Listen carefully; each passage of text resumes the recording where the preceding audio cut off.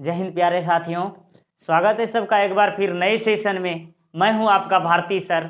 जी हां, जैसा कि हम लोग जान रहे हैं कि अंतिम प्रहार जो मैथ का क्लास जो चल रहा है, अंतिम प्रहार जो कि 50 मार्क्स में 50 मार्क्स लाने का जो टारगेट है, 50 में 50 कन्फर्म लाने का जो टारगेट है, ये आपको सब्जेक्टिव्स के तहत जो ये 7वां पार्ट चल रहा है, इस पार्ट में इस कहानी से शुरुआत होती है, इस चैप्टर से, मतलब इस पार्ट में से कि 5 मार्क्स का सवाल ज़्यादातर संभावना बनती है। अभी तक हम लोग 2 मार्क्स के सवाल में पढ़ रहे थे, तो हम लोग अब इस क्लास में 5 मार्क्स के लिए पढ़ेंगे, जो कि कुल मिलाकर 2 लघु और दीर्घ दोनों मिलाकर के 50 मार्क्स लाना है आपको इस सेशन में। हम लोग इसी के तहत 7वें चैप्टर में हम लोग यानी 7वें चैप्टर से स्टार्ट करेंगे। MBBI सब्जेक्टिव क्वेश्चंस जो कि परीक्षा में 100 मार्क्स अर्थात 100 मार्क्स लाने में सफल होंगे, जो कि सब्जेक्टिव 50 में 50 100% आने की संभावना रहेगी। तो जुड़े रहे हमारे साथ इस सेशन में। चलते हम लोग इस सेशन के प्रश्नों की ओर, तो जानते हैं हम लोग इसके महत्वपूर्ण प्रश्नों को, किस प्रकार के प्रश्न आने वाले हैं और कंफर्म है कि आएंगे तो आएंगे इस तरह के सवाल। भले ही हो सकता है ये सवाल ना आए, लेकिन इस तरह के सवाल जरूर आएंगे। तो देखिएगा, सबसे पहले हम लोगों का सवाल आ जाता है बीच की दूरियां। क्वेश्चन आ जाते हैं स्टार्ट में, पार्ट 7 है ये ना, ये पार्ट 7 में कहता है कि बिंदुओं, ये जो बिंदुओं हैं, बिंदुओं ए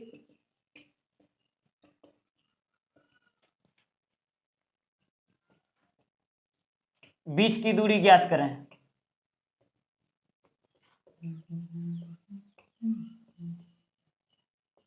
देखिए सवाल को, ये जो सवाल है इस सवाल को कैसे बनाना है, ये हालांकि ये सारा सवाल बनाया हुआ ही है, सिर्फ मैं आपको रिवाइज करा रहा हूं और गेस करा रहा हूं किस तरह के इस टाइप के प्रश्न आएंगे। तो कहते हैं बिंदुओं, ये जो दिया हुआ हमारा, इसके बीच की दूरी ज्ञात कीजिए। बीच की दूरी ज्ञात करने के लिए 2 बिंदुओं हैं, तो यहाँ सबसे पहले हमको करना क्या, रेखाखंड बनाना है। ये जो हमारा रेखाखंड है, तो रेखाखंड पर लिखिएगा 2 बिंदु दिया है, 2 3 और 4 और 1 दिया हुआ है हमारा। और जैसे कि हम लोग जानते हैं कि यहाँ बीच की दूरी ज्ञात करना, इन दोनों के बीच की दूरी को ज्ञात करना है। लिख दीजिएगा, दिया है बिंदु ए 2 3 तथा बी 4 1 रेखाखंड ए बी पर स्थित है।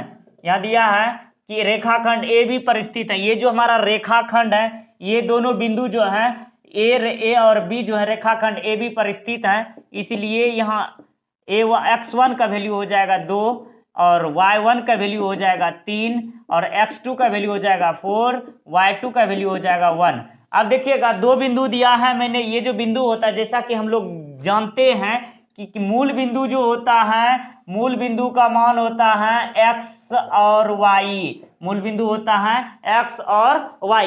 जैसे कि ये हमारा जितना भी बिंदु दिया रहेगा, x1 y1 x2 y2 x3 y3, जिस प्रकार से काउंटिंग में दिया रहेगा उतना उसके पीछे लगाएंगे। तो पहला बिंदु ये है x1 y1, दूसरा बिंदु ये x2 y2, इस तरह से लिखिएगा। दूरी सूत्र से रेखाखंड ए बी के बीच की दूरी, ए बी के बीच की दूरी बराबर फार्मूला लिखेंगे। आपका ये फार्मूला हो जाता है x2 माइनस x1 का whole square plus y2 minus y1 का होल स्क्वायर। लिख देंगे इस तरह से, x2 का वैल्यू जो है 4 माइनस 2 का होल स्क्वायर प्लस 1 माइनस 3 का होल स्क्वायर कर देंगे। इसको 2 का स्क्वायर माइनस प्लस -2 का होल स्क्वायर। आगे चलेंगे, 2 दूने 4 प्लस 4 रूट अंडर 8, इसलिए हो जाएगा 2√2। अतः आंसर लिख दीजिएगा फाइनल में। अतः रेखाखंड ए बी के बीच की दूरी 2√2 है। रेखाखंड ए की बीच की दूरी 2√2 है। इस प्रकार से आप लोग इसको बनाएंगे। समझ में आई कैसे बनाना है इसको? तो ये जो मैं आपको टाइटल दे रहा हूं ये सवाल को इस प्रकार से, ये आपको ये रेखाखंड बनाना बहुत जरूरी हो जाता है। इस रेखाखंड को बनाना बहुत जरूरत, क्योंकि अगर ये सवाल आप देंगे ना, एग्जामिनर भी नहीं रोक पाएगा नंबर देने से, एग्जामिनर भी चाह करके भी नंबर नहीं काटेगा।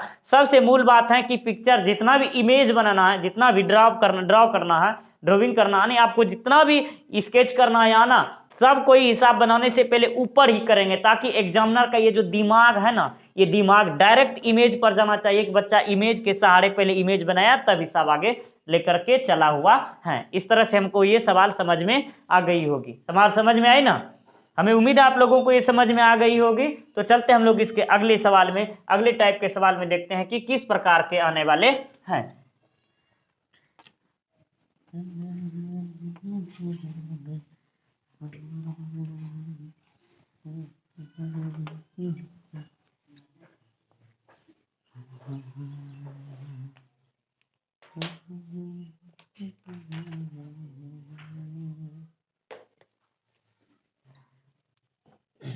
कहता है एक्स अक्ष पर वह बिंदु ज्ञात करिए। एक्स अक्ष पर वह बिंदु ज्ञात करें, एक्स अक्ष पर वह बिंदु ज्ञात करें जो कि यानी जो 2 और -5 और -2,9 से समदूरस्थ हैं, 9 से समदूरस्थ हैं, 9 से समदूरस्थ हैं। अब देखिएगा बेटा सवाल यहां थोड़ा सा कंफर्म, इसको समझने का प्रयास कीजिएगा कि कहते हैं एक्स अक्ष पर से सॉल्व करेंगे, और इसको समझिएगा, एक्स अक्ष पर से वह बिंदु ज्ञात करना है, एक्स अक्ष पर वह बिंदु ज्ञात करना है जो दिए गए ये जो बिंदु दिया है इससे समदूरस्थ हैं। समदूरस्थ समझने की बात कीजिएगा, समदूरस्थ सबसे पहले समदूरस्थ, समदूरस्थ, समदूरस्थ, इसको जब हम तोड़ेंगे, सम प्लस दूरस्थ, दूर जो अस्थ, मतलब समझिएगा, सम मतलब समान, और दूर माना हो गया दूरी पर स्थित, समान दूरी पर स्थित, समान दूरी पर स्थित, अर्थात एक लठ लीजिए, एक उदाहरण लीजिए आप, एक लाठी अर्थात एक रेखाखंड लीजिए। अब आपको बराबर करना है, समान दूरी पर करना है, तो आप क्या कीजिएगा, एक रस्सी का टुकड़ा लेंगे, एक रस्सी के टुकड़े को लेंगे, तो इसको क्या करेंगे, बराबर करने के लिए हम जो करते हैं बेटा, इसको बीच से हम लोग टान देते हैं, बीच से टान के दोनों छोर को क्या करते हैं, मिला देते हैं, और बीच से हम लोग टान लेते हैं, तो वो क्या हो जाता है, हमारा बराबर हो जाता है। ठीक उसी प्रकार से आपको यहां करना है। ये रेखाखंड है ये रेखाखंड है, ये रेखाखंड था, इसको हम लोग 2 भागों में बांट रहे हैं। तो इस प्रकार से इसी रेखाखंड को मान लिया जाए, ये रेखाखंड है, इसको हम टानेंगे तो क्या होगा, दोनों भाग से इसको टानेंगे तो इस तरह से हमारा फिगर बनेगा ना। तो इसी फिगर को हम इस प्रकार से लिख देंगे, ये हमारा ए बिंदु है, ये हमारा बी है, और बीच में जो हमने टान दिया इसको पी मान लेंगे। क्या मान लेंगे, इसको पी मान लेंगे। तो ये जो होगा हमारा 2 और -5 दिया हुआ है, दूसरा बिंदु हो जाएगा -2 और 9 हो जाएगा। अब तो एक सवाल समझ में आई, समदूरस्थ होने के लिए क्या करना है, बीच से हम लोगों को टान देना ताकि बराबर हो जाए। अब यहां आ जाता है बात, ये एक्स अक्ष से समदूरस्थ है, किससे समदूरस्थ है, ये एक्स अक्ष से समदूरस्थ है। याद रखिएगा बेटा सवाल में, जब कोई बिंदु एक्स अक्ष से समदूरस्थ होती है तो वहां जो होता है y का मान 0 हो जाता है। जब बिंदु y से समदूरस्थ होगा, तो x का मान क्या हो जाएगा, 0। अब तो हम लोग जानते हैं मूल बिंदु क्या होते हैं, मूल बिंदु हो जाते हैं एक्स वाई, मूल बिंदु हो गया एक्स वाई, जबकि यहाँ x बिंदु से है तो y का मान क्या हो जाएगा, 0। तो समदूरस्थ बिंदु क्या हो जाएगा, x0, क्या हो जाएगा, x0। तो यहां लिख दीजिएगा समदूरस्थ बिंदु जो होगा x0। अब यहां लिखने के बाद हम लोग आगे आएंगे। याद रखना है कि x अक्ष से समदूरस्थ होगा तो y का मान क्या हो जाएगा, 0, और y अक्ष से समदूरस्थ होगा तो क्या हो जाएगा, x का मान 0।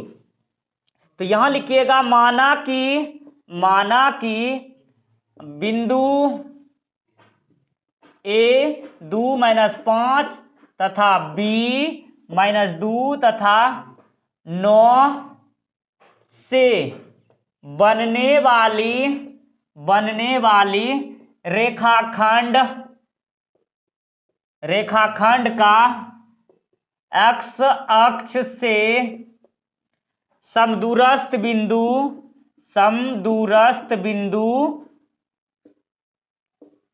Px0 है, Px0 है। मान लेंगे माना कि बिंदु A और B जो है से बनने वाली रेखाखंड, जो कि रेखाखंड पर स्थित था A और B, x अक्ष से समदूरस्थ बिंदु x0 है। अब यहां समझ में आए x0 ही क्यों लिए, क्योंकि x से समदूरस्थ है तो y का मान क्या हो जाएगा, 0 होगा। समझ में आ रहा है ना, x से समदूरस्थ है तो y का मान 0, x से समदूरस्थ है y का मान 0, y से होगा तो x का मान 0, यहाँ x है तो y का मान 0।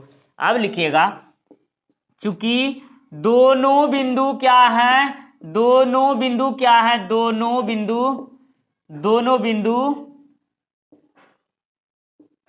पर रेखाखंड क्या है, रेखाखंड समदूरस्थ है, इसलिए लिख दीजिएगा PA बराबर PB। समदूरस्थ होने के लिए ये रेखाखंड दोनों बराबर होगा, ये इसका संचालन कर रहा है तो PA बराबर PB, ये हो जाएगा PA बराबर PB। या तो और कीजिएगा, इसलिए फिर और एक बार लिखिएगा बेटा, PA का स्क्वायर बराबर PB का स्क्वायर। अब यहाँ स्क्वायर क्यों किए, अब यहाँ बीच की दूरी निकालना है हमको, बीच की दूरी में रूट अंडर आता है, रूट अंडर को हटाने के लिए हम इसको क्या कर देंगे, स्क्वायर कर देंगे। तो यहाँ लिखिएगा अब PA के बीच की दूरी को लीजिएगा तो x2 माइनस x1 का whole square plus y2 minus y1 का होल स्क्वायर बराबर x2 माइनस x1 का whole square plus y2 minus y1 का होल स्क्वायर, ये हो जाएगा। लिखिएगा, चूंकि दूरी सूत्र से, कैसे लिखेंगे, दूरी सूत्र से, यहां आपको प्रदर्शित कर देना होगा दूरी सूत्र से। या कीजिएगा x2 का मान कितना हो जा रहा है। अब यहां देखिएगा सवाल, इसको थोड़ा सा उतना ज्यादा लिखिएगा ना तो ज्यादा टाइम पास होगा, थोड़ा सा यहाँ ज्यादा मैनेजिंग कीजिएगा। ये हमारा P से शुरू हो रहा है तो ये पहला बिंदु हो गया, ये हमारा दूसरा बिंदु हो गया। तो यहाँ कीजिएगा 2 माइनस x का स्क्वायर माइनस प्लस, फिर हो जाएगा 0 माइनस इंटू माइनस 5 का होल स्क्वायर, फिर कीजिएगा इसमें ई वाले में पहला बिंदु ये, दूसरा बिंदु ये हो जाएगा -2 माइनस x का होल स्क्वायर प्लस 9 माइनस 0 का होल स्क्वायर। आगे लेकर के चलिएगा इसको, a माइनस बी का होल स्क्वायर कीजिएगा बेटा सवाल में, तो कितना हो जाएगा, 2 दूने 4 a square minus 2 दूने 4x plus फिर हो जाएगा यहाँ x square plus minus minus plus 5 का स्क्वायर करेंगे तो 5 25, फिर कीजिएगा 2 दूने 4 माइनस यानी 20 कर -2ab हो जाएगा,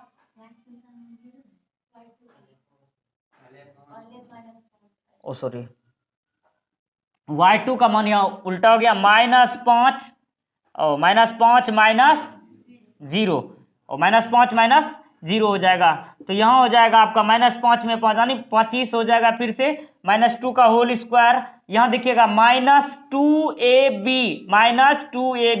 माइनस माइनस प्लस 4x फिर प्लस x स्क्वायर प्लस 9 में 0 जाएगा, 9 में 0 जाएगा, 9 नमा 81 हो जाएगा। फिर आगे कीजिएगा 25 और 4 29 -4x प्लस x स्क्वायर, इसको इधर बुला लीजिएगा, 81 4 कितना हो जाएगा 85, प्लस में आकर के इधर माइनस हो जाएगा, -4x माइनस x स्क्वायर बराबर क्या हो जाएगा 0। अब थोड़ा सा इसको इधर लेकर आते हैं, ज्यादा नीचे हो जाएगा उधर। अब यहाँ देखिएगा 29, ये हमारा 29 है, 29 ये, तो 29 में देखिएगा थोड़ा सा सवाल में x स्क्वायर कैंसिल हो जाएगा, x स्क्वायर कैंसिल, अब -4x और -4x तो कितना हो जाएगा यहाँ में -8x। अब जोड़िएगा 29 और 85, ये 29 पॉजिटिव है, 85 नेगेटिव है, इसको इधर कीजिएगा, 85 में 29 घटा दीजिए, 15 में 9 गया 6 और 7 में 2 गया 5 बराबर 0। या कीजिएगा बेटा इसको सवाल में -8x बराबर पॉजिटिव 56, 8 सते 56, इसलिए x का वैल्यू कितना हो जाएगा -7। x का वैल्यू कितना हो जाएगा -7, x का वैल्यू 7। अतः डायरेक्ट लिख दीजिएगा, फाइनल आंसर हो गया। अतः बिंदु A 2-5 तथा B जो माने हुए हम लोगों ने -2 तथा 9 से 9 को मिलाने वाली रेखा 9 को मिलाने वाली रेखाखंड AB का समदूरस्थ बिंदु AB का x अक्ष से जो मानेंगे x अक्ष से समदूरस्थ बिंदु P -70 है, -70 है। डायरेक्ट आंसर लिख दीजिएगा बेटा, -70 है। अब इतना नहीं लिखिएगा तो डायरेक्ट लिखिएगा x अक्ष से समदूरस्थ बिंदु -70 है, ये भी लिख देंगे। डायरेक्ट x अक्ष से समदूरस्थ बिंदु क्या है -70 है। आपके ऊपर डिपेंड करता है, जैसे लिखना आपको लिख देना, लेकिन नंबर लेना है तो लेना है, टारगेट ये करना, नंबर लेना है तो लेना। आप सिर्फ ये भी लिख देंगे समदूरस्थ x अक्ष से अब यहाँ लिखना तो जरूरी है, अतः में एक्सप्लेन लिखना बेटा जरूरी है कि x अक्ष से समदूरस्थ बिंदु -7 और 0 है। ये भी हो गया। अब उम्मीद है आप लोगों को ये समझ में आई क्या? देख लीजिए एक बार फिर से, बता दीजिएगा कि समझ में आई कि नहीं आई। समझ में आ गई क्या? समझ में आ गई? चलिए चलते हैं हम लोग आगे सवाल में। सवाल समझ में नहीं आया तो फिर से बताइएगा, आपका जवाब मिल जाएगा। इसलिए सवाल पूछने से घबराइए मत कि सवाल का जवाब मिलेगा या नहीं। सवाल का जवाब 100% मिलेगा, इसीलिए आप विदाउट होकर के इस सवाल को पूछ लिया कीजिए। इसके अगले सवाल में देखते हैं, अगले सवाल की ओर चलते हैं हम लोग।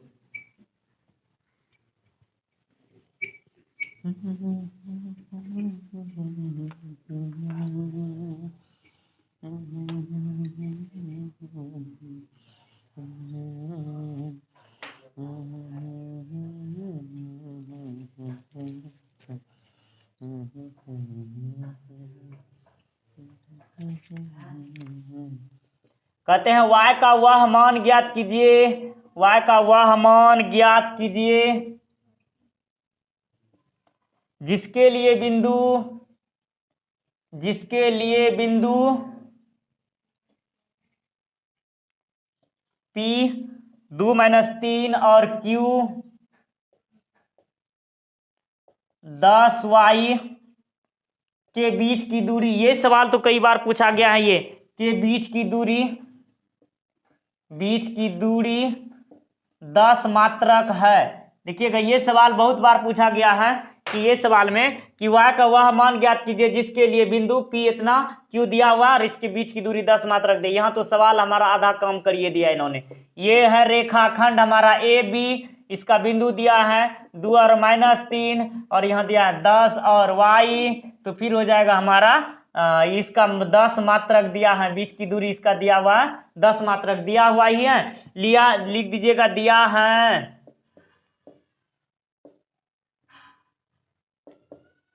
बिंदु A 2 और -3 तथा B 10, y से बनने वाली रेखाखंड AB के बीच की दूरी 10 मात्रक है, बीच की दूरी 10 मात्रक है। इसलिए डायरेक्ट लिख दीजिएगा दूरी सूत्र से रेखाखंड AB के बीच की दूरी, रेखाखंड AB के बीच की दूरी, रेखाखंड AB के बीच की दूरी बराबर √x2 - x1 का whole square plus y2 - y1 का होल स्क्वायर। यहाँ देखिएगा बेटा सवाल में और दिया भी है ना, यहाँ दिया हुआ है इसका बीच की दूरी 10 बराबर, इसलिए क्या कीजिएगा, इसलिए 10 बराबर √ में लिख दीजिएगा x2। अब देखिएगा ये सवाल पहला है बिंदु, ये दूसरा बिंदु है, पहला और दूसरा बिंदु दिया हुआ है ये हमारा 10 - 2 का होल स्क्वायर प्लस y - × -3 का होल स्क्वायर।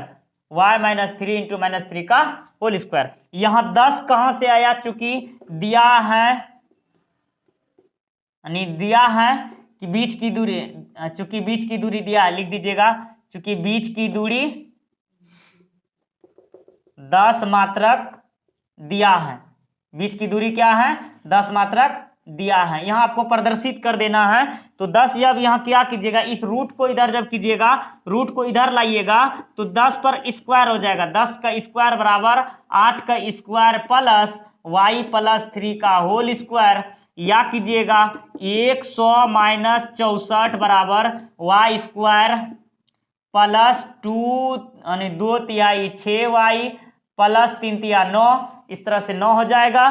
फिर आगे आइएगा लेकर के सवाल, 100 में 64 जाएगा तो कितना बच जाएगा, 36। 36 प्लस 36 बराबर y प्लस 6y प्लस 9। आगे लेकर चलिएगा इसको, तो y square plus 6y plus 9 minus 36 बराबर 0, या कीजिएगा y square plus 6y minus 27 बराबर 0।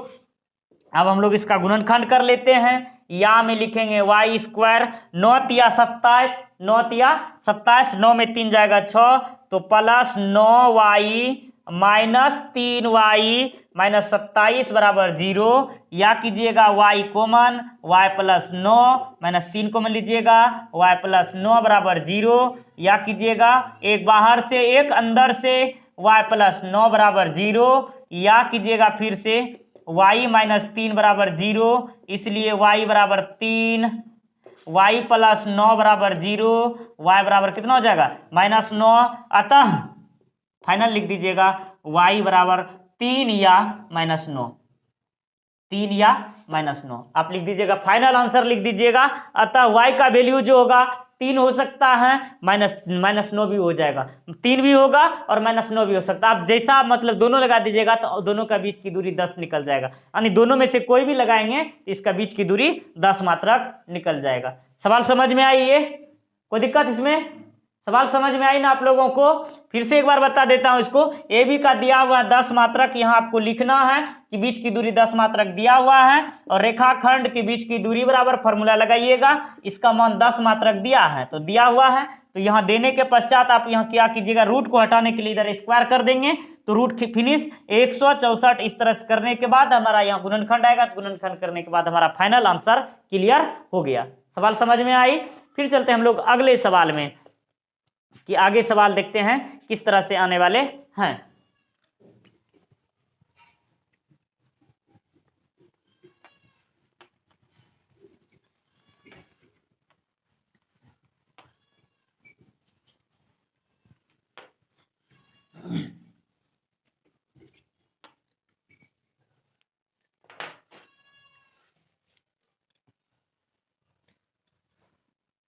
सवाल जरा देखिएगा, कहता है बिंदु -4 6 बिंदुओं ए -6, 10 और बी 3, -8 को जोड़ने वाली रेखाखंड को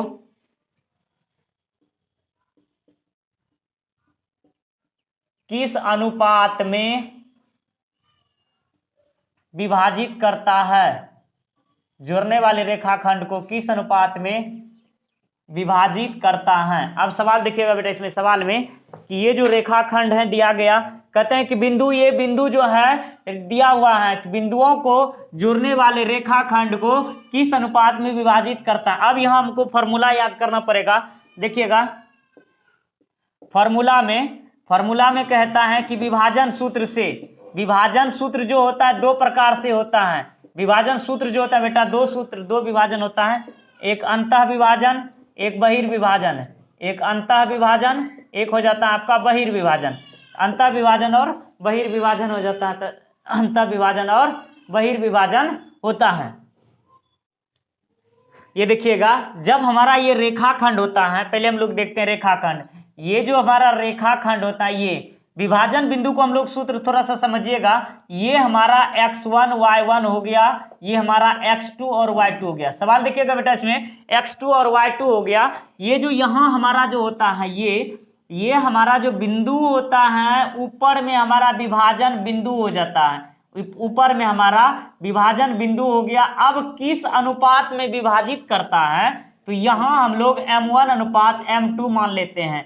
ये जो हमारा विभाजन बिंदु होता है, ये m1 अनुपात m2। अब रही बात अंतः और बहिर, अर्थात इंटरनल और एक्सटर्नल वाली बात जो होता है, इंटरनल भाग और एक्सटर्नल वाले भाग जो होता है, यहाँ देखिएगा इंटरनल भाग को अगर हम विभाजित करेंगे तो डायरेक्ट आपको इस प्रकार से विभाजित करना है। जब हम लोग आंतरिक विभाजन करेंगे, डायरेक्ट इस प्रकार से भाग विभाजित होगा। और अगर हम बहिर्विभाजन करेंगे, डायरेक्ट हमारा बाहर की तरफ विभाजन हो जाएगा। तो हमारा यहाँ जो अंतः विभाजन पूछ रहा है, इन्होंने जोड़ने वाले रेखाखंड को किस अनुपात में विभाजित करता है, तो ये आपको डायरेक्ट याद रखना, ये हमारा विभाजन होता है।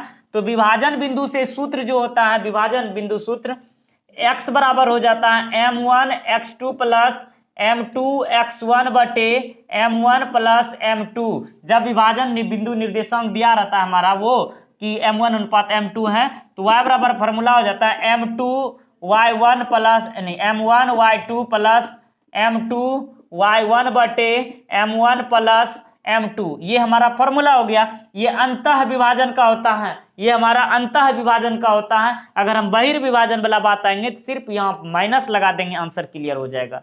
ये अंतः विभाजन सूत्र होगा, प्लस में बहिर्विभाजन में लगाएंगे तो माइनस में हो जाएगा।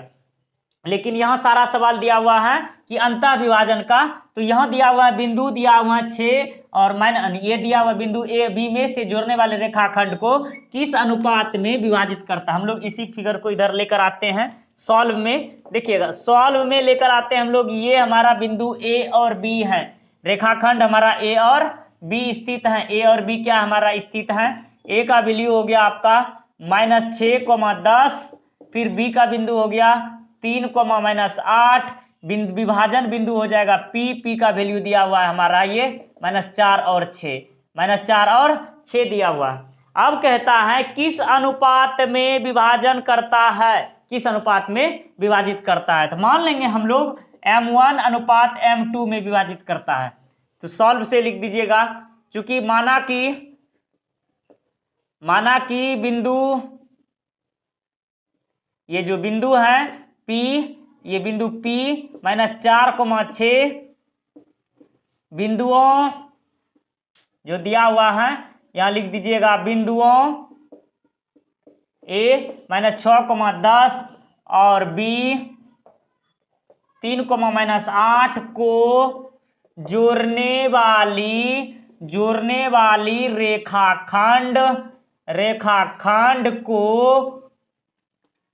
m1 अनुपात m2 के अनुपात में विभाजित करता है, अनुपात में विभाजित करता है। हम लोग इस तरह से मान लेंगे कि m1 अनुपात m2 के अनुपात में विभाजित करता है। तो लिख दीजिएगा डायरेक्ट सूत्र से, विभाजन बिंदु निर्देशांक, विभाजन बिंदु निर्देशांक सूत्र से x बराबर m1 x2 plus m2 x1 बटे m1 प्लस m2 जब क्या कीजिएगा, यहाँ x का वैल्यू जब लेकर आइएगा। अब यहाँ देखिएगा विभाजन बिंदु भी हमारा दिया हुआ है और साथ ही साथ ये हमारा दो रेखाखंड को जोड़ने वाला बिंदु जो भी दिया हुआ है। अब देखिएगा कितना लिखिएगा आप, x1 यहाँ लिखेंगे तो बहुत ज्यादा हो जाएगा, x1 y1 x2 y2 x और y ये दिया हुआ है। हालांकि आप लोगों को अगर समझ में नहीं आएगी तो आप कन्फर्मेशन के लिए लिख भी दीजिएगा, चल जाएगा, नहीं भी लिखेंगे तो चलेगा। तो या आप लोग लिख भी दीजिएगा, तो इधर साइड में लिख दीजिए या तो छोड़ दीजिए उसको लिखना। x का वैल्यू जो हो जाएगा -4 बराबर m1 का वैल्यू हो जाएगा, m1 तो कुछ नहीं है, x2 का वैल्यू हमारा यहाँ हो जाएगा 3 प्लस m2 का वैल्यू जो हो जाएगा m2 गुना x1 का वैल्यू हो जाएगा -6/m1 प्लस m2। यहाँ तक क्लियर। फिर आगे लेकर चलिएगा, -4 बराबर 3 गुने m1, 3m1 minus 6m2/m1 plus m2। आगे लेकर आइएगा, फिर -4m1 माइनस 4m2 बराबर 3m1 माइनस 6m2। या कीजिएगा -4m1 माइनस 3m1 बराबर -6m2 प्लस 4m2। आगे लेकर चलिएगा इसको, और यहां हो जाएगा या में -7m1 बराबर -2m2। या कीजिएगा आप डायरेक्ट m1/m2 बराबर कीजिएगा -2/-7, इसलिए m1 अनुपात m2 बराबर 2:7 बराबर 2:7। ये हमारा एक सवाल हो जाता है 2:7। अब डायरेक्ट अगर आप यहां भी आकर के छोड़ देंगे तो इसमें हमको संदेह रहता है कि आंसर नंबर कटने की संभावना बढ़ती है कि आप x से खाली निकाल दिए, x से निकाल तो दिए, हाँ 2:7 में विभाजित करेगा ही करेगा, लेकिन आप अगर y का भी मान निकाल कर प्रदर्शित कर देंगे, दिखा देंगे कि दोनों का आंसर उतना ही आता है, तब हमारा क्लियर हो जाएगा कि ये हो जाएगा। फिर आप कीजिएगा पुनः y बराबर जब फॉर्मूला लगाइएगा m1y2 plus m2y1/m1 plus m2। फिर कीजिएगा y का मान हो जाएगा 6, इसलिए डायरेक्ट लिखिएगा 6 बराबर m1 का m1 y2 का वैल्यू -8 प्लस m2 का वैल्यू m2 y1 का वैल्यू हो जाएगा 10 m1 प्लस m2 डायरेक्ट क्या कीजिएगा 6m1 प्लस 6m2 बराबर -8m1 प्लस 10m2। फिर कीजिएगा 6m1 माइनस प्लस 8m1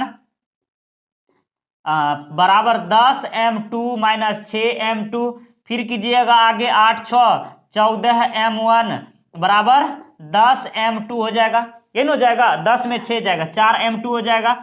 या कीजिएगा m1/m2 बराबर 4/14, 2 सते 14, 2:7। फिर आगे लेकर आइएगा, दिख नहीं रहा है यहाँ, चलिए आगे हम लोग यहाँ लिखते हैं। तो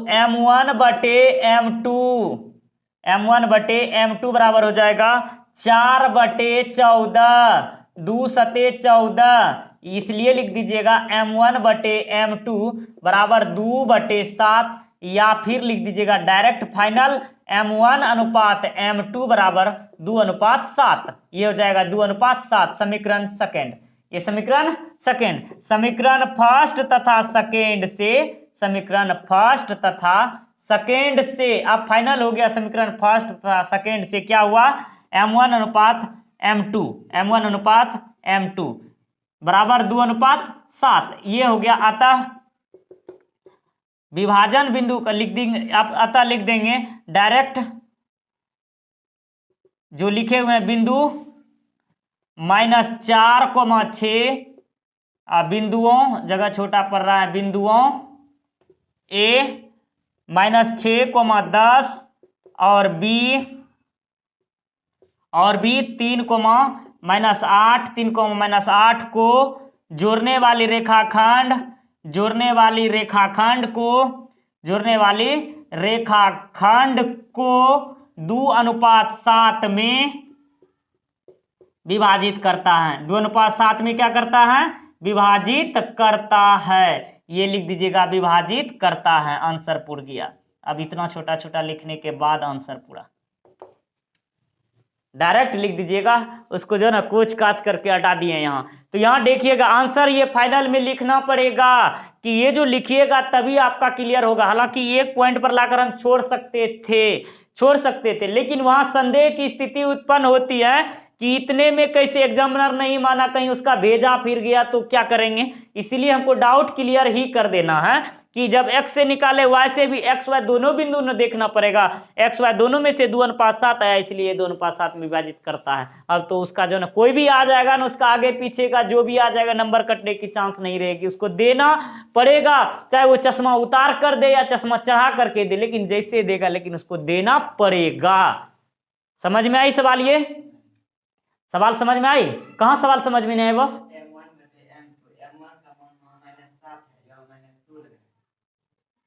अब ये वाली सवाल यहाँ आते हैं। अब देखिए यहाँ सवाल समझ में नहीं आई।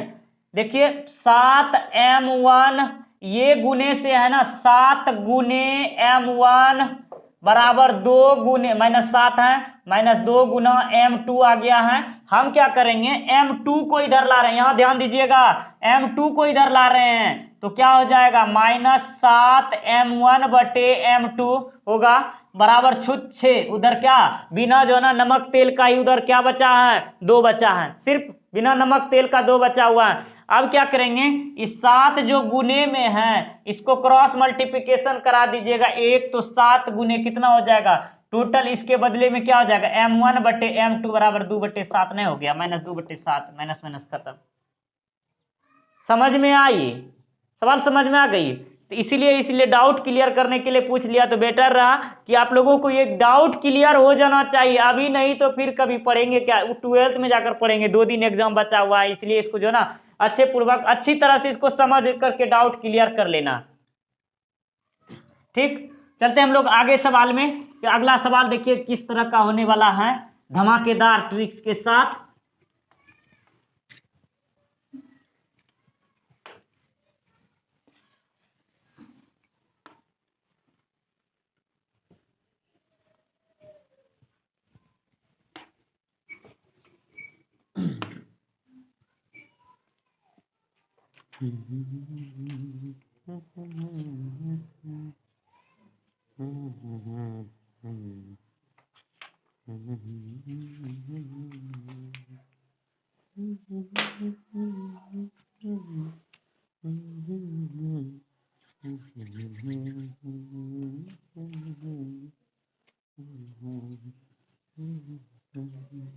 देखिएगा सवाल में किस तरह से आता है, के किस मान के लिए,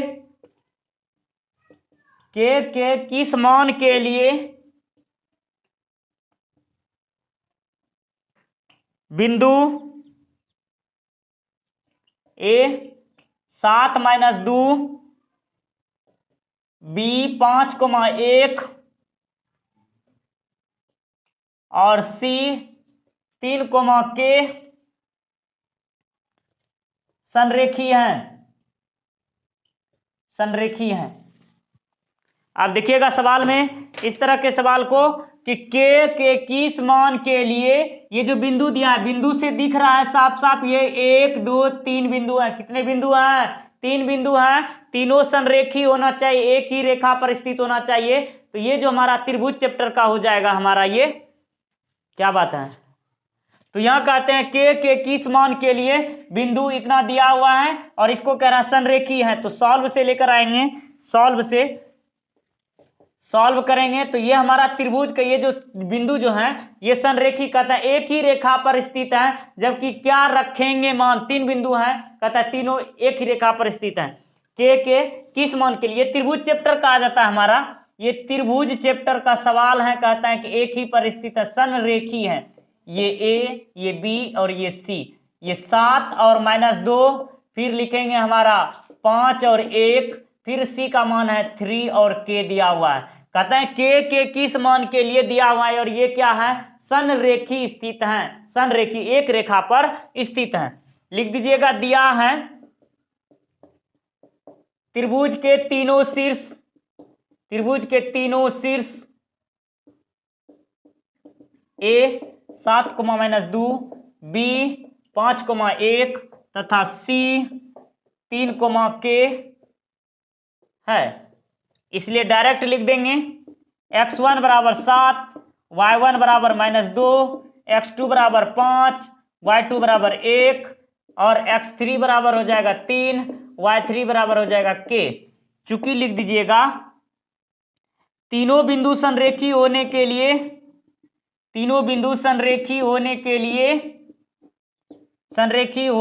लिए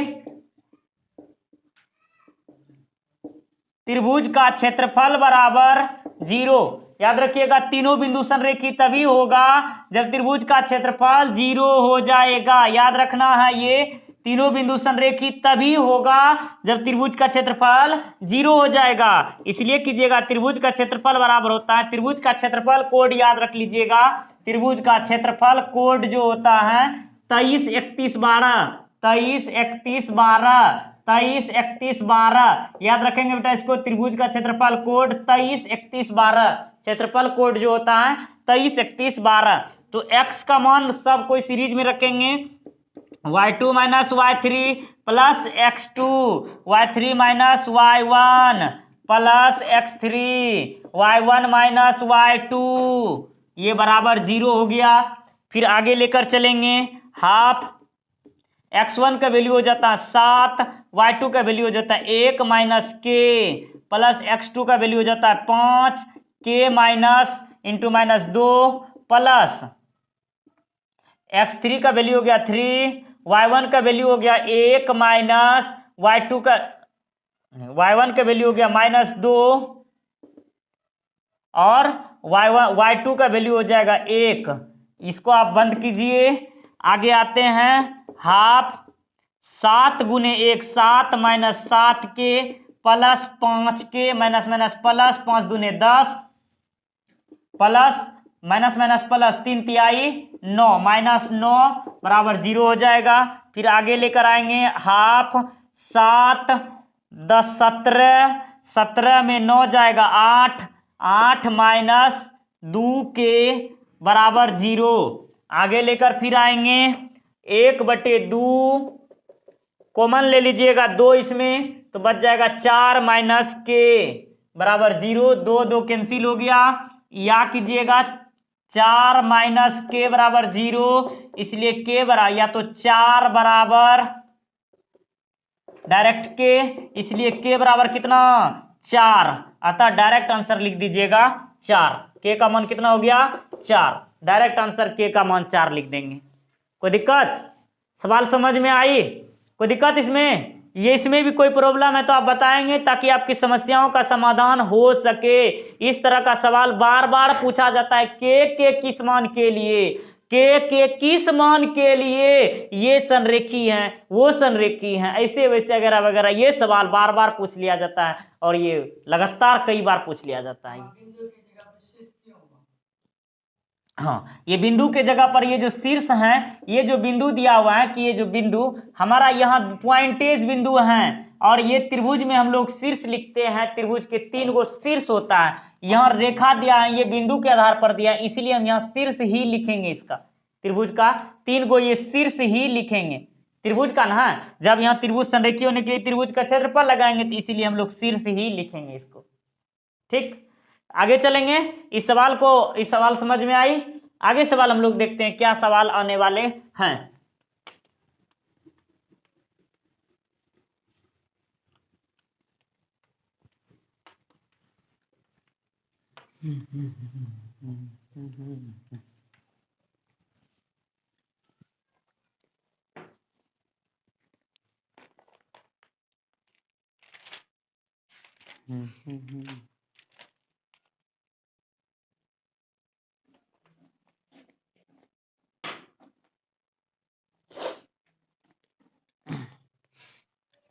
एक सवाल ये देखिएगा कि बार बार ये लगभग कितनी बार पूछा गया है सवाल में, दिखाएं कि बिंदुएं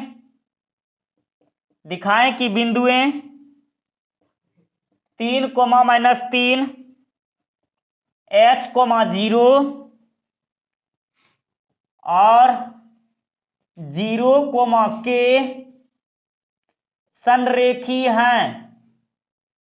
संरेखी हैं यदि 1/h प्लस 1/k बराबर 1/3। ये आपको प्रूव करना है कि दिखाना है कि ये संरेखी है जबकि वो दिया है। ये सवाल आपका कई बार पूछा जा चुका है एग्जाम में। ये सवाल बार बार यानी कई बार पूछा, 2 से 3 बार लगभग पूछा जा चुका है ये सवाल में। तो कहता है 1/h प्लस 1/k का वैल्यू 1/3 दिया है, तो बताइएगा ये संरेखी है। ये तो तीन भुजा, ये 3 शीर्ष दिया हुआ है, ये क्या हो जाएंगे? त्रिभुज पर ही होंगे। 3 शीर्ष दिया है तो क्या हो जाएंगे? त्रिभुज पर ही होंगे। तो लिख देंगे हम लोग यहां से, डायरेक्ट फिगर बना देंगे तो चल जाएगा। ये a का वैल्यू हो जाएगा 3 3, b का वैल्यू हो जाएगा h0, c का वैल्यू हो जाएगा 0k। लिख दीजिएगा दिया है, दिया है, क्या दिया है?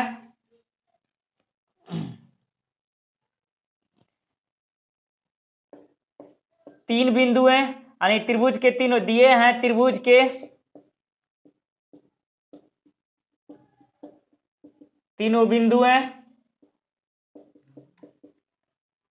ए 3 3, बी h0 तथा सी 0k, C0k है। इसके अनुसार से हमारा ये हो जाता है x1 बराबर 3, y1 बराबर हो जाता है 3, x2 बराबर हो जाता है h, y2 बराबर हो जाता है h0 और x3 बराबर हो जाता है 0, y3 बराबर हो जाता है k। इस तरह से लिखिएगा। चूंकि संरेखी होने के लिए जो होगा, संरेखी होने के लिए त्रिभुज का क्षेत्रफल बराबर क्या हो जाएगा? 0। संरेखी होने के लिए त्रिभुज का क्षेत्रफल हमारा 0 होगा।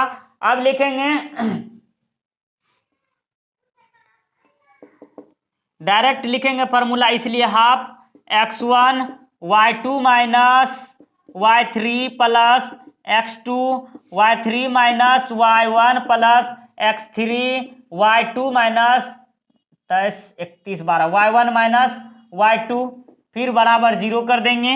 या कीजिएगा हाफ, फिर x1 का वैल्यू जो होगा 3, y2 का वैल्यू कितना हो जाएगा? 0 माइनस k प्लस x2 का वैल्यू हो जाएगा h, y3 का वैल्यू हो जाएगा k माइनस 3 प्लस x3 का वैल्यू कितना हो गया? 0, y1 माइनस y2 0, ये भी 0। आगे लेकर चलेंगे हाफ 3 गुने 0 0 minus 3k direct plus h के माइनस 3h प्लस 0 हो जाएगा। यहाँ तो डायरेक्ट 0 का वैल्यू ही खत्म हो जाएगा। यहाँ हाफ कीजिएगा, half minus 3k plus h के माइनस 3h बराबर 0। ये 2 को क्या करेंगे? 0 से गुना कर देंगे। 2 को क्या करना है? 0 से गुना कर देना है। तो बचेगा वहां क्या? या कीजिएगा माइनस 3k प्लस h के माइनस 3h बराबर, अब बचेगा यहाँ हमारा 0। अब यह फाइनल आकर के हमारा बचेगा 0। अब आपको करना क्या है? यहाँ माइनस 3k माइनस 3h को इधर रख लेना है। माइनस 3k और माइनस 3h को हमको इधर रख लेना है। ये जो h के उधर जाने के बाद क्या हो जाएगा? माइनस hk हो जाएगा। क्या हो जाएगा? यहाँ माइनस hk, यहाँ माइनस कॉमन ले लेंगे। 3k प्लस 3h बराबर कितना हो जाएगा? hk माइनस माइनस माइनस खत्म, या हो जाएगा 3k प्लस 3h बराबर कितना? hk।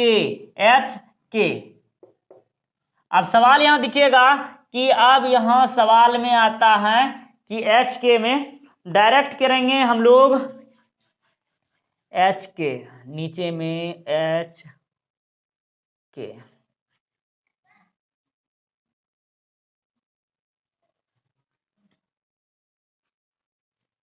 तीन बैच hk से भाग देंगे तो डायरेक्ट दोनों तरफ hk से भाग देने पर यहां लिखिएगा डायरेक्ट दोनों तरफ hk से भाग देने पर 3k बटे hk प्लस 3h बटे hk बराबर hk बटे hk। दोनों तरफ लिख दीजिएगा, दोनों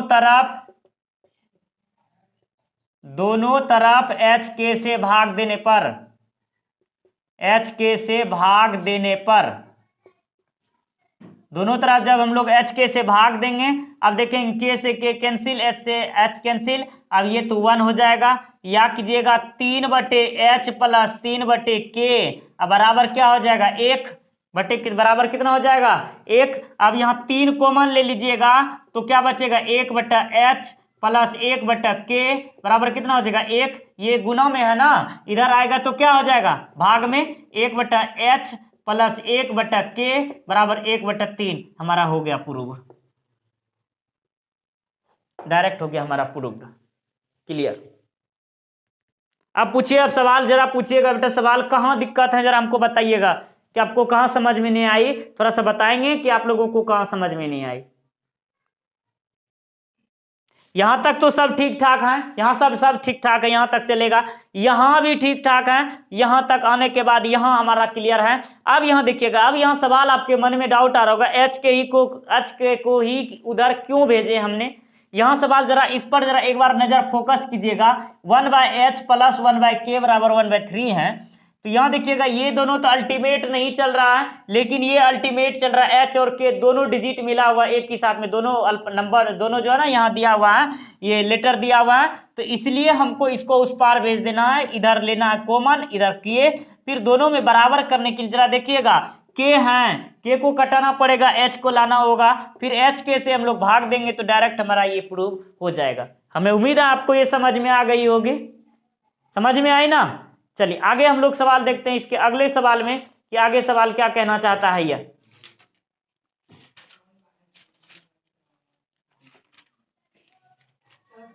हाँ बोलिए, कहाँ पे,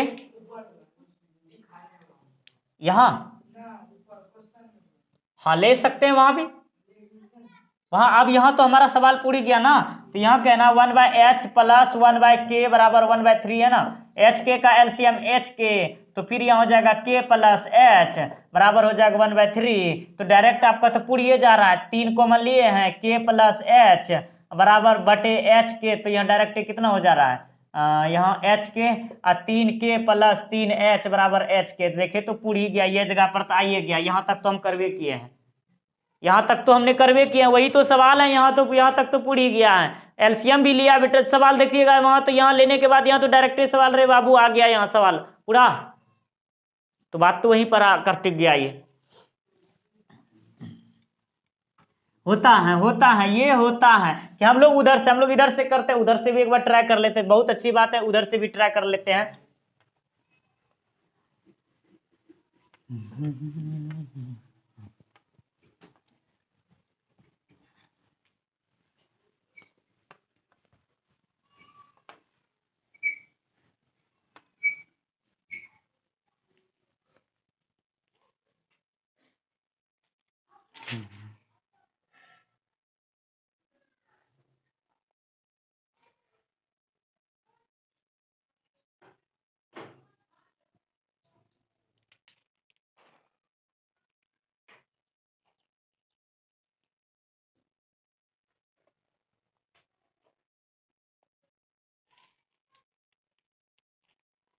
एक आता है आपका त्रिभुज का केंद्रक ज्ञात करने के लिए फॉर्मूला, यानी एक हिसाब आता है, और ये लास्ट सवाल होगा इस चैप्टर का कि जैसे कि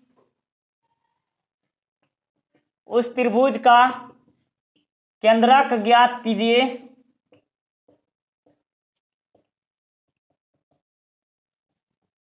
जिसके शीर्ष, उस त्रिभुज का केंद्रक ज्ञात कीजिए जिसके शीर्ष A3, B7, 5 तथा C-1, 10 है। देखिएगा सवाल में, थोड़ा सा सवाल की ओर बढ़िएगा, तो कहता है उस त्रिभुज का केंद्रक ज्ञात कीजिए जिसके शीर्ष दिया हुआ है, इस प्रकार से केंद्रक ज्ञात करना है। तो यहाँ आप लोगों को दिया हुआ है, फटाक से लिखिएगा सॉल्व। केंद्रक कहने का आशय, ये हमारा त्रिभुज है, त्रिभुज ABC हो गया, इसका शीर्ष दिया हुआ है 3 और -4, B का मान दिया हुआ है 7 और 5, C दिया है -1 और 10, C का मान दिया है 1 और 10। यहाँ दिया है त्रिभुज के शीर्ष, लिख दीजिएगा, दिया है त्रिभुज के तीनों शीर्ष, त्रिभुज के तीनों शीर्ष A 3, -4, B 7, -7, 5 तथा C -1, 10 है, -1, 10 है। लिख दीजिएगा सूत्र से त्रिभुज का केंद्रक बराबर, त्रिभुज का केंद्रक, ये त्रिभुज का केंद्रक जो होता है ये सेंटर लाइन होता है, तो ये जो सेंटर पॉइंट होता है केंद्रक बराबर, लिख दीजिएगा फॉर्मूला x1 प्लस x2, ये आप लिख लीजिएगा x1 plus x2 plus x3 बटे 3, फिर लिख दीजिएगा y1 plus y2 plus y3 बटे 3। अब डायरेक्ट कर देंगे, x1 की वैल्यू 3 प्लस 7 प्लस -1 बटे 3 -4 प्लस 5 प्लस 10 बटे 3 कर दीजिएगा। 7 3 10, 10 में 1 जाएगा 9 बटे 3, अब 5 10 15, 15 में 9, 15 में 4 जाएगा तो कितना बचेगा, 1 11 बच जाएगा, 11 बटे 3, 9 बटे 3 11 बटे 3, 3 11 बटे 3। अतः फाइनल लिख दीजिएगा, इसका फाइनल कर देना। अतः त्रिभुज का केंद्रक जो है वो 3 और 11 बटे 3 है, 11 बटे 3 है। ये आपका डायरेक्ट क्लियर, त्रिभुज का केंद्रक यहाँ दिया हुआ है, आपका त्रिभुज का केंद्रक ये निकल गया। समझ में आई सवाल, ये कैसे इस तरह से सवाल आए, समझ में आई ना, समझ में आई। तो इस तरह से इस चैप्टर का सवाल। आप देखिएगा एक डाउट सवाल ये आता है कि सर केंद्रक का मान दिया हुआ है, कोई बिंदु ज्ञात करना, तो डायरेक्ट ये फॉर्मूला लगाइएगा, जो केंद्रक दिया हुआ है जो कमी रहेगा आप उसको निकाल देंगे, जो कमी रहेगा उसको क्या कर देना है, निकाल देना है। यहां तक सवाल समझ में आ गई, डाउट क्लियर। तो इस सेशन में हम लोगों ने इतना जाना, फिर हम लोग अगले सेशन में मिलेंगे, हम लोग अगले सेशन में। तब तक के लिए जय हिंद, जय भारत, बेस्ट ऑफ लक।